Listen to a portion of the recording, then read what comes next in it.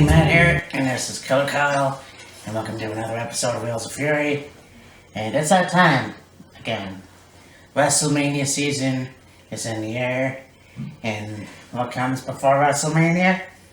The Hall of Fame. And today we're going to talk about wrestlers, celebrities that should be in the WWE Hall of Fame. So, again, I think this will be a 3-part series because we have a lot to talk about. We made a list, we checked it numerous times, and then afterwards we'll talk about who's going to be inducted. And actually, we could do that now. Yeah, let's kick it off with that. So this year we have Jarrett, Bill Goldberg, The Dudleys, the Dudley Boyz, Ivory, Kid Rock, JJ. Yes, the Warrior Award is going to JJ, and was a pretty lively kid with what he has. Yeah, so it's gonna be good. You know, Bill Goldberg, I mean, yeah, he does deserve to be in the WWE Hall of Fame, of course he does. I mean, with the whole thing back in the early 2000s. Yeah. And he was world champion, while never getting the Undisputed Championship. Right. And in his comeback just a couple years ago, winning the Universal titles. So, I mean, of course, Goldberg should be in the WWE Hall of Fame. Oh, yeah, absolutely.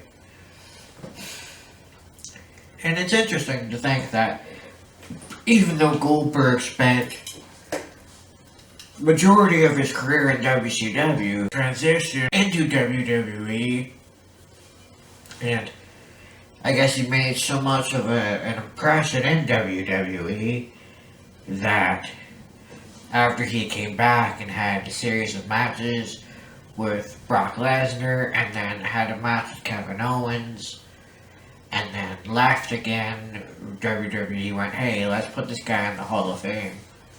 Yeah, and you know, it's just, I mean, I know a lot of people say, well, he was a WCW wrestler, so of course they're going to bury him.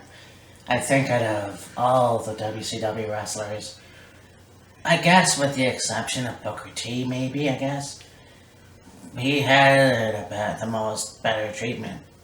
Yeah. You know, I think that Sting kind of just, it was unfortunate with the whole injury thing. Yeah. And whatever, so then you have the Dudley Boyz being inducted.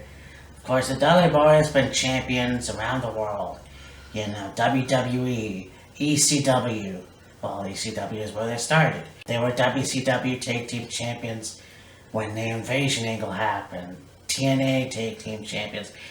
There's probably more than there is. IWGP Tag Team Champions. Yeah. These guys definitely deserve to be in the Hall of Fame. Yeah, for sure.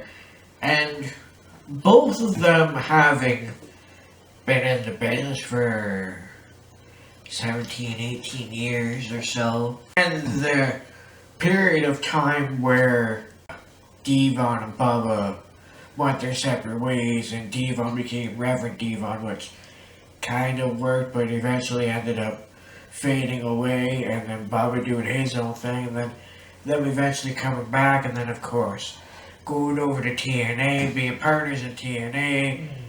There was a bit of a split between them, and then the Aces and Eights happened, and they were in Aces and Eights, and all that other stuff.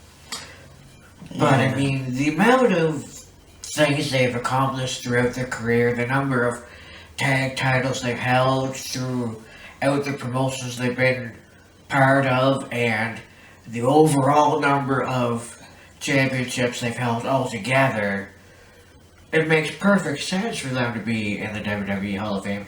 Now, of course, with what they've got going on right now, as far as Bubba is concerned, and him being with Ring of Honor, and him being kind of the authority figure, if you will, for Ring of Honor, he'll at some point have to take a leap from that and go to New Orleans for the induction, and then WrestleMania, and then whenever they decide to reintegrate him back into that his role in Ring of Honor, although Ring of Honor is more than likely taped, I would say, but still. Yeah. And then you have Ivory. Ivory being one of...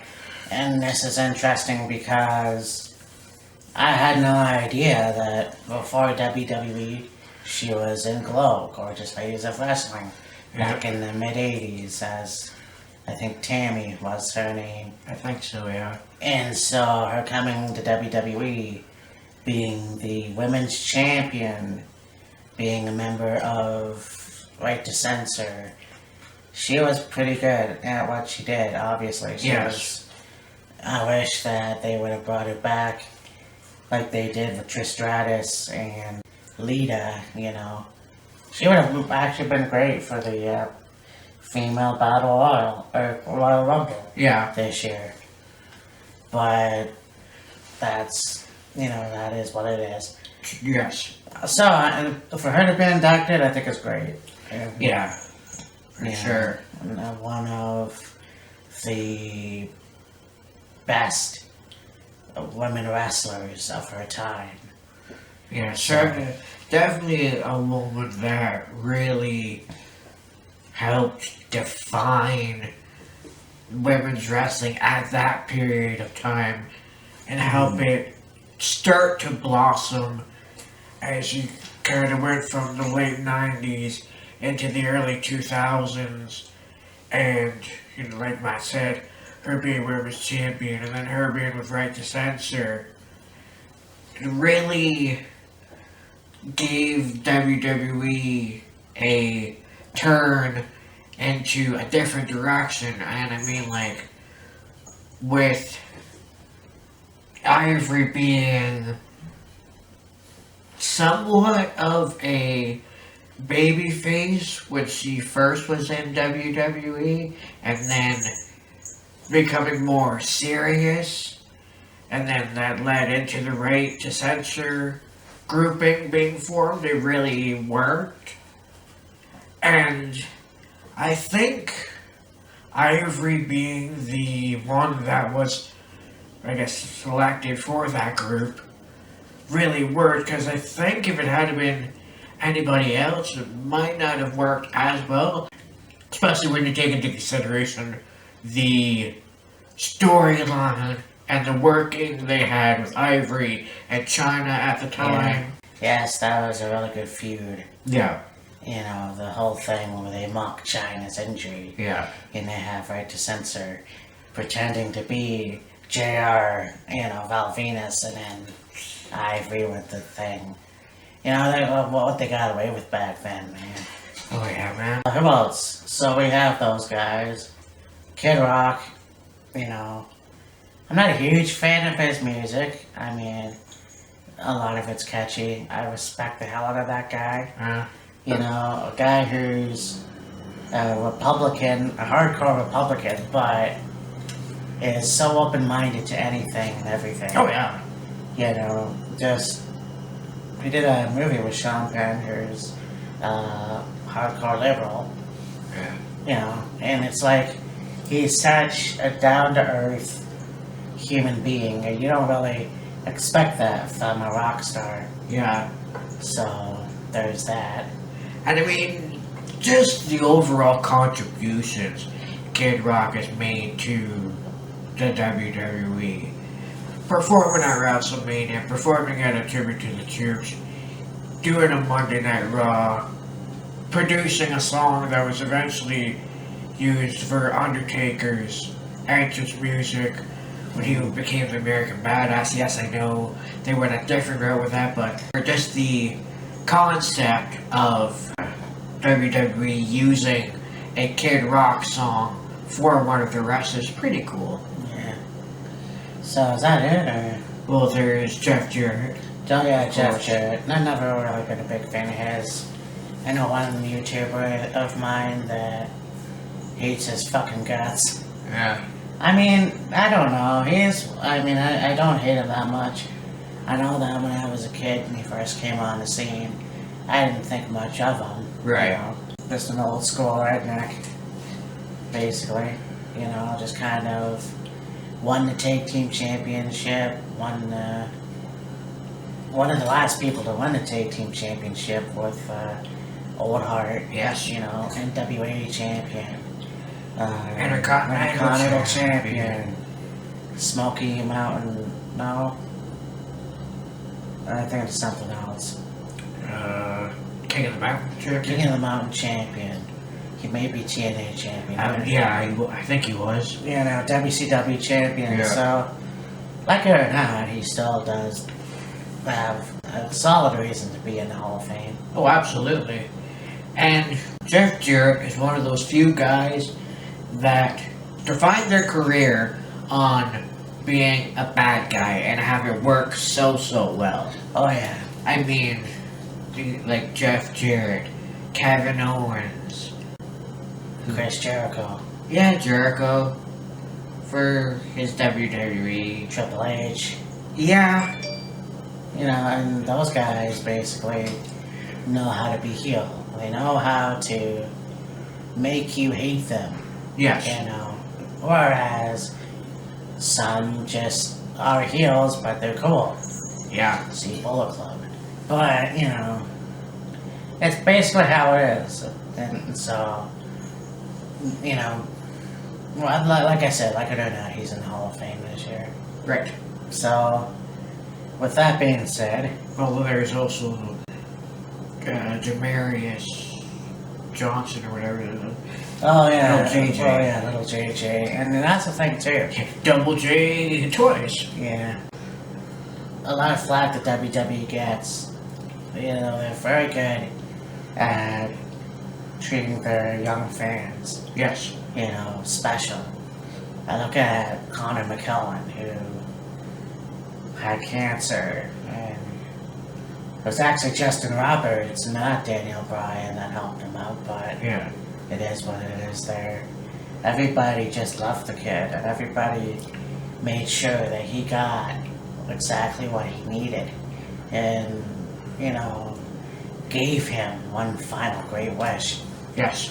So with JJ, I know it's like, it's the same thing, and you watch the video where he's interacting with all these superstars, and it's like, that's the best life ever. Oh yeah, absolutely. Yeah. It was WrestleMania weekend. I think like 2 years ago or something like that. Yeah. He's interacting with like Triple H and Charlotte and Alexa and a few others, but I'd say my favorite one was him and the Miz. Oh yeah. Who's your favorite wrestler? John Cena. Okay. Who's your second favorite wrestler? Roman Reigns.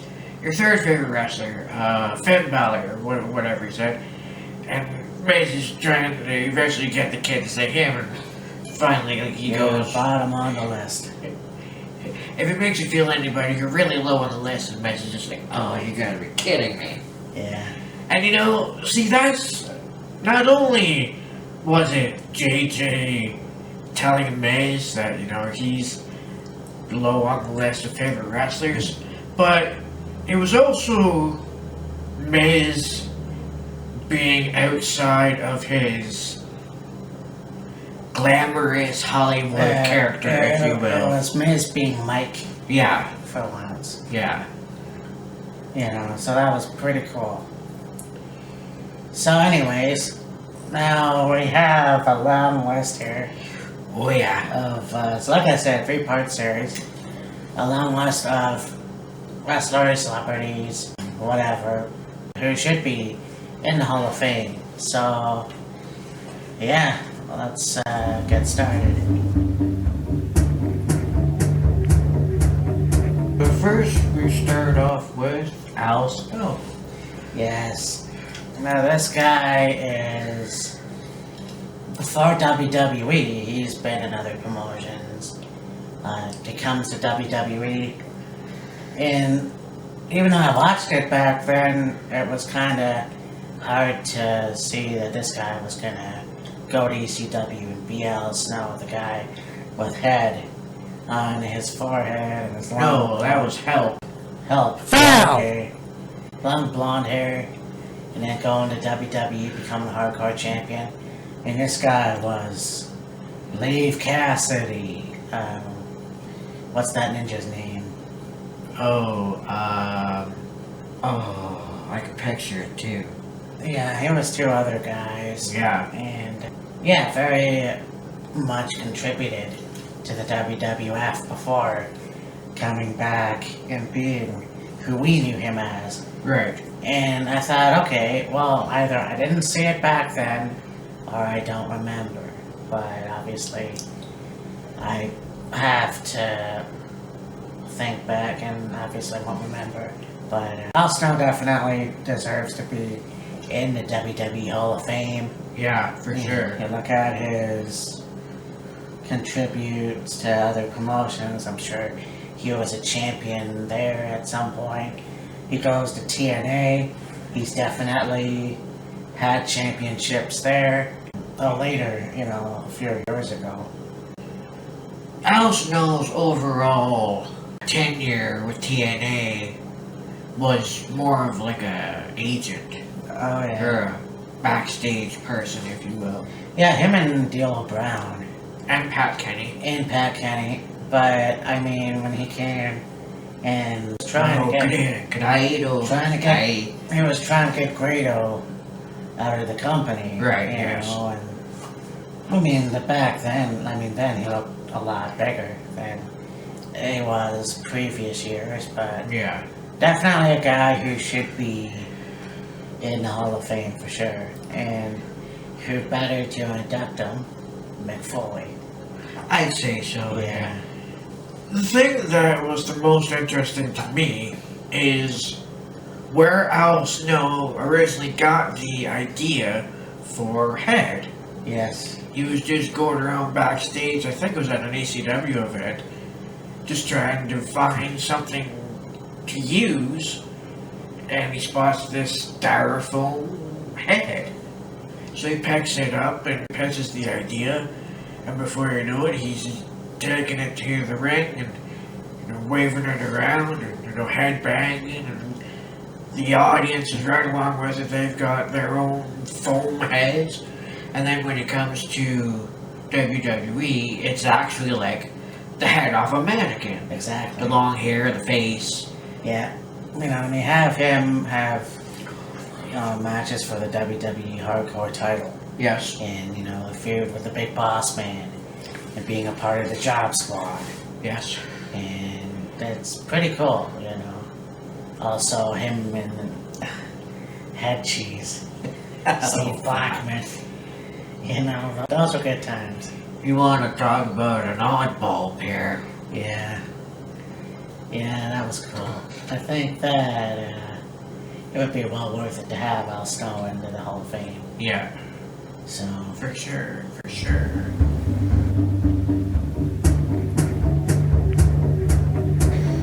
So next we move on to a group that I believe without this group, music in WWE may not be where it is today.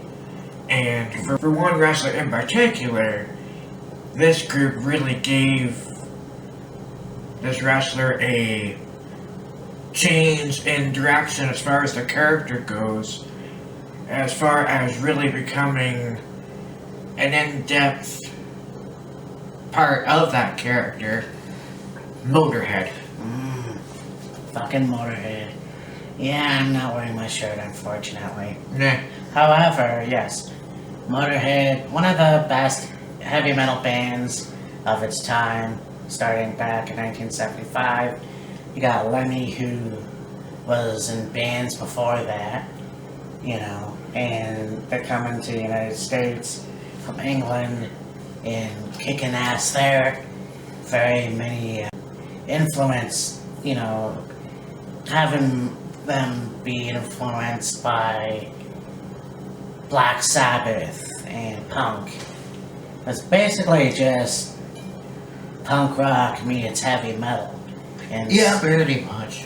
so, in that, you also get bands who, were inspired by them, like Metallica and Megadeth and all that kind of stuff. But in WWE, you get, Triple H, who's Yes. a big metalhead, and he decides is that he wants a band that sounds like Motorhead. Well, why don't you just get Motorhead? So, Yeah. I want something that's heavy and a really good sound and really has something that really will get an audience's attention. I want a band that sounds just like Motorhead. Or why don't we use Motorhead, period? Instead of trying to find a group that sounds like Motorhead, hey, here's an idea. Use Motorhead. yeah. So, late 2000, he comes back with the theme of Motorhead. But you also have Motorhead do Evolution. You've got Yeah. Motorhead do King of Kings. Yes. You know, and he appeared WrestleMania 17, WrestleMania 21. You know, this band is definitely one of the best. And you can have Triple H induct Motorhead. You have Mickey D and Phil Campbell. They can come out and they can accept the award. Let me son too. You know, it would be awesome to see Motorhead. I mean, you can have any band you want, but Motorhead definitely contributed their fair share into the WWF. So, Yes. Motorhead for the win.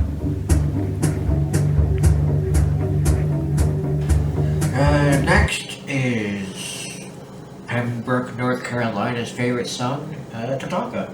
Yes, I mentioned Tatanka before, but it is true. I think Tatanka, coming back in 2003, before officially becoming a Native American chief, Yes.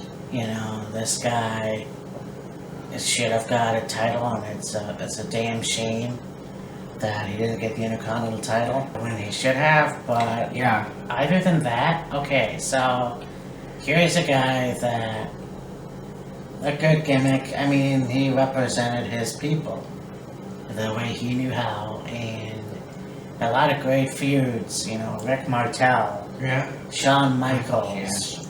you know, he was in the $1 Million Corporation, Yeah. which was like the worst, but anyways, yeah, heel Tatanka wasn't that great. No.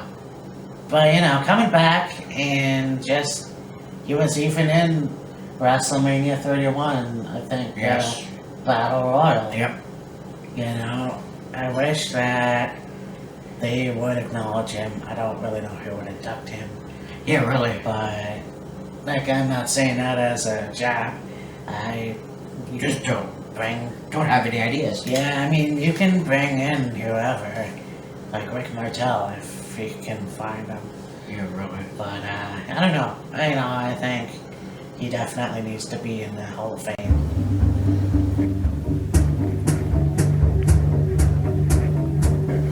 Next we go to a tag team that, well, was one of the biggest tag teams in wrestling, and certainly one of the biggest tag teams overall in the 90s.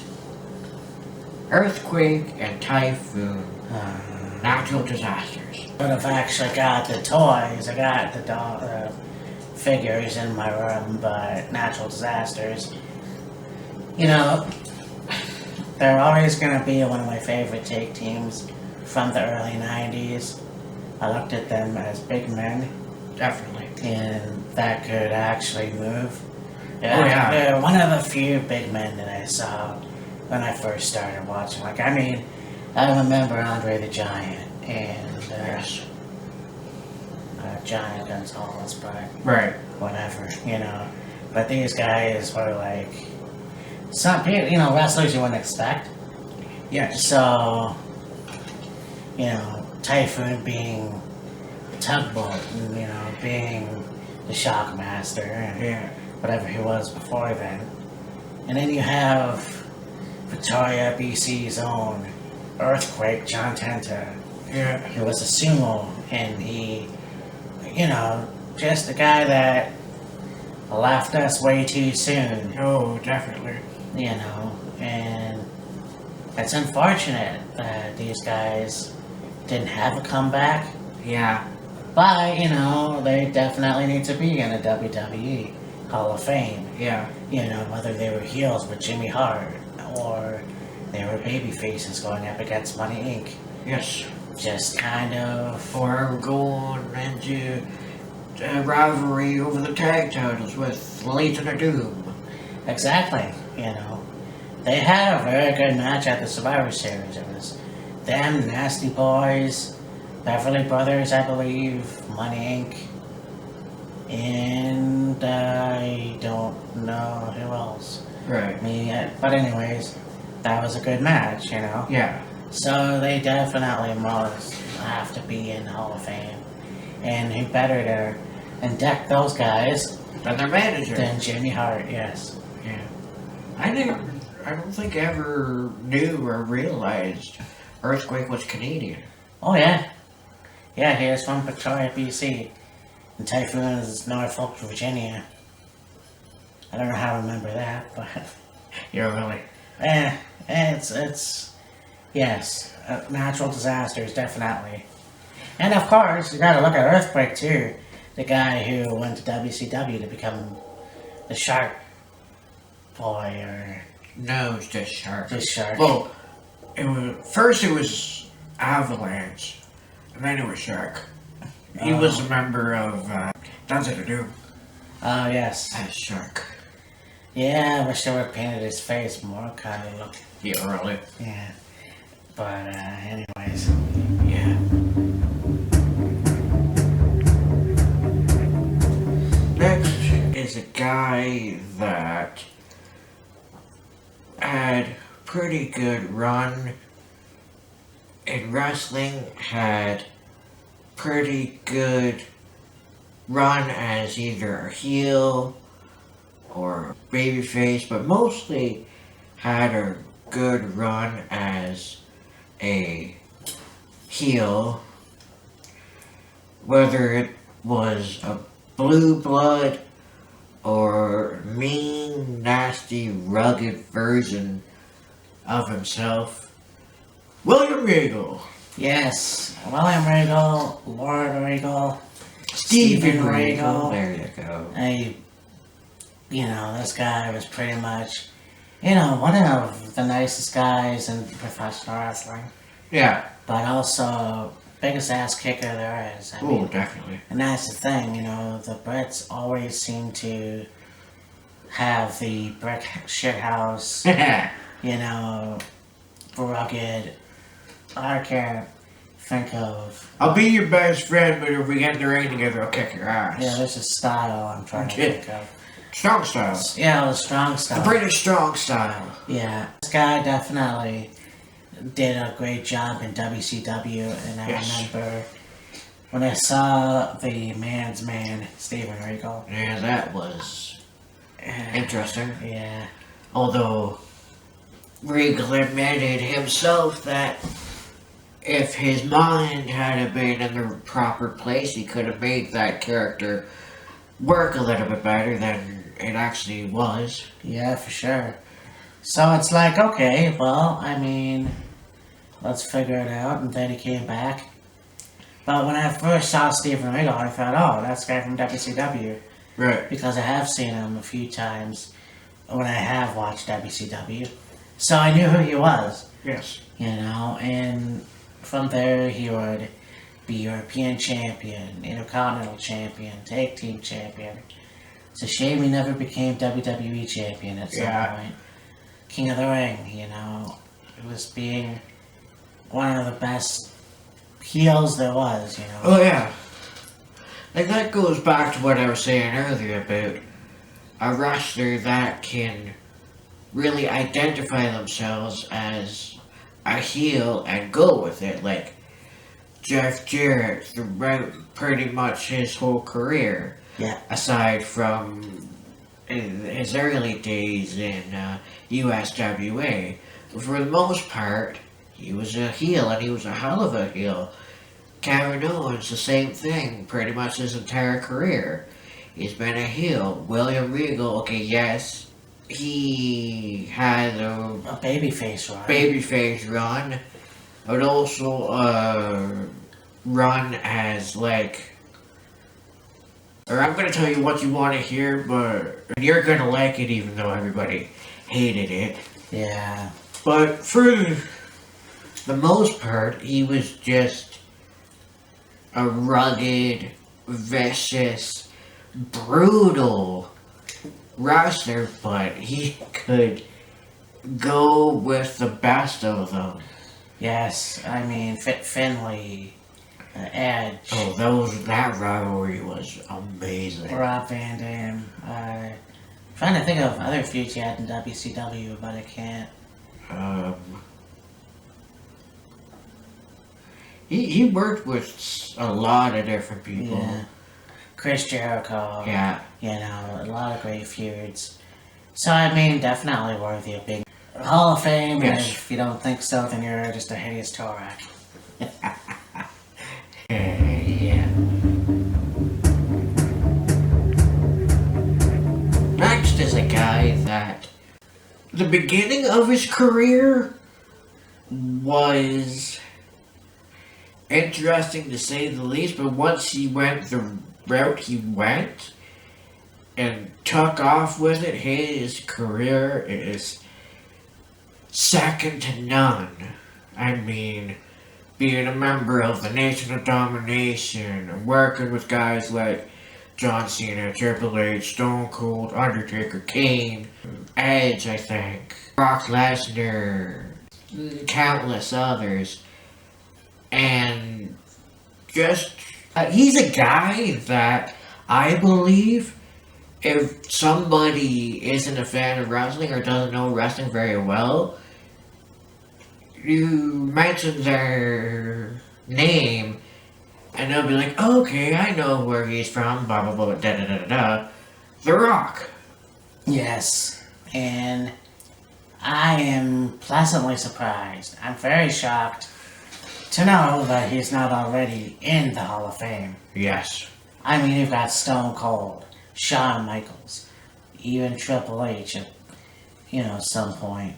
Oh, yeah, he more than likely get in there. You know, where's The Rock? Where's the guy who helped shape the Attitude Era? Oh, yeah. Mankind is another one. And Mankind, you've got the best rivalry of the 2000s.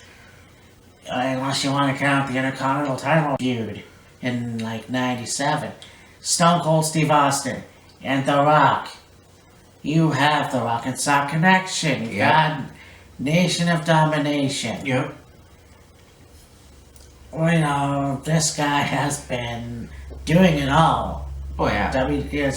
He's a Triple Crown champion. I don't even think he was King of the Ring. I don't think he ever won it. No. This guy, a heel or face, can definitely be very entertaining, Oh, yeah, absolutely. Even the Rock concerts, Yeah, those were good. Those were really good, The guy had catchphrases for days. Oh, yeah. The guy, it's just... And the fact is, okay, I think the whole John Cena Rock thing was a little bit much with the second time around, but the fact of the matter is this guy definitely, and very much humble, again, one of the nicest guys in the business, does a lot of charity work, helps out everywhere he goes. Yeah. And a movie star as well, obviously. Oh, mega movie star. So it's like, this guy definitely needs to be, and he already inducted his father. And his grandfather. So put Dwayne The Rock Johnson in the fucking Hall of Fame. Yeah. Put the third generation of that family in the Hall of Fame. It has to happen.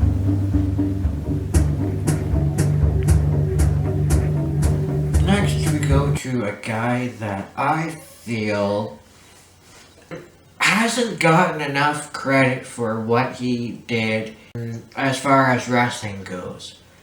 Whether it be as a tag team or as a singles competitor, may not have been the most overly popular guy, but definitely one of those guys you could look at and go, he was an amazing wrestler, and honestly, should have gotten a lot more credit than actually was given to him. Jacques Rougeau. Oh, Jacques Rougeau, you've got the Mountie, you have the fabulous Rougeau brothers with his brother Raymond.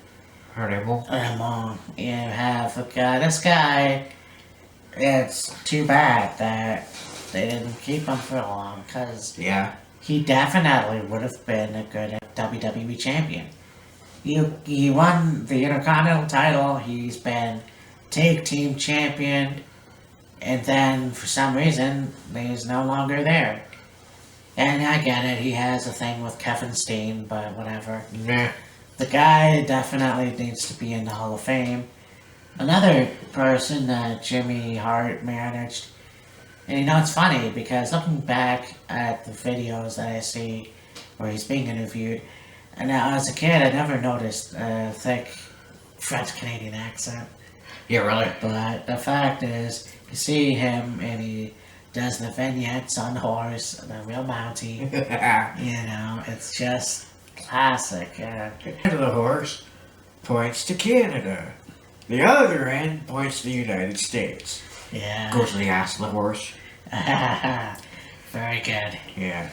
But and that guy, and he made his own wrestling federation. Yes. So I mean, it's pretty cool. Definitely, I wish they would bring him back, but they haven't. So definitely needs to be. And I'm sure he's been in other territories as well. Oh, probably. So Yeah. Definitely, Jacques Rougeau needs to be in the WWE Hall of Fame. Well, Jacques Rougeau was the one that essentially trained Kevin Owens. Yeah, and that's probably why they don't like each other. Yeah, probably. A lot of people actually don't like Kevin Owens. But Nah. anyways, yeah, like I said, definitely in the Hall of Fame. Mhm. And you know what? Who knows? Maybe down the road have a comeback in the WWE. Well, in fuck, right now they've got Ray Rougeau doing French commentary. Exactly. So, So who knows? And they say, never say never. yeah. Yeah, we'll look how far that went. Oh, I know. Next we go to a guy that, well, I mentioned earlier, talking about the training aspect of it, and now let's go to the wrestling aspect of it. A guy, again, that deserves to get way more credit than actually got as far as being an in-ring competitor, did so much throughout his career, and maybe the gimmicks he was given may not have been the most over, but he's one of those guys that if you needed him to do something, he would do it. And in my opinion, a very, very good wrestler, a fantastic wrestler that I'm sure garnered a lot of respect, but the notoriety and the credit just doesn't seem to be there. Terry Taylor. Yes, when I first started watching, I keep saying that, when I first started watching wrestling, he was there eventually, he came back, and little did I know, he was the Red Rooster, Yes. and yeah, of course it was a corny gimmick, Well, but pretty funny when you think about it. Yeah. And I'm like, he must be dying inside, man. Oh, God, yeah. But I think the story that came about was, I can't remember which manager it was. They're like, oh, we want you to be the Red Rooster. Yeah. So he came out in a red jacket that said Red Rooster on it.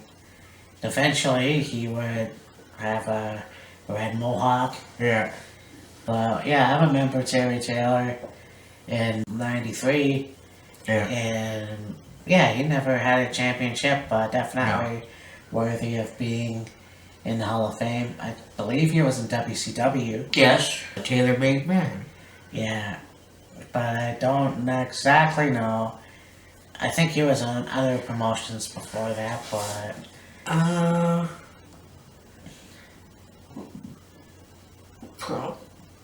Probably. He's definitely an agent now. Oh, yeah. And definitely talked about, like we said earlier, was the guy that brought Paul White to WWE as the Big Show. Yes. But definitely someone that should be recognized. Oh, you better recognize him. Yeah.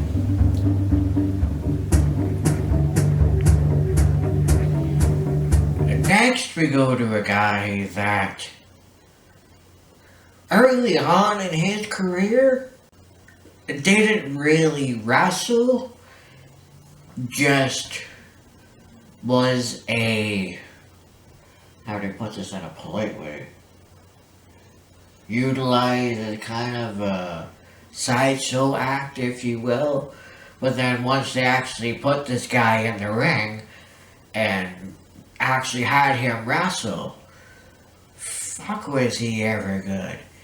Again, a guy that has had a fairly extensive career and has gotten some recognition for it, but not really overly talked about. Mark Henry. Yeah, it's a damn shame too. I mean, there was a guy that's underutilized in a lot. I mean, okay, he has been ECW champion, world champion, I believe, European champion, tag team champions. Well, that was your last video. Yes.